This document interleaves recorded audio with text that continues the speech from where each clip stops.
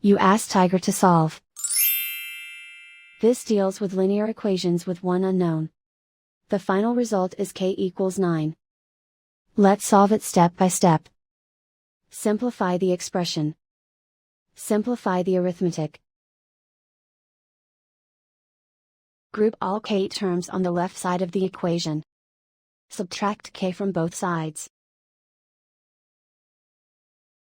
Simplify the arithmetic. Group like terms. Simplify the arithmetic. Isolate the k. Divide both sides by 2. Simplify the fraction. Find the greatest common factor of the numerator and denominator. Factor out and cancel the greatest common factor.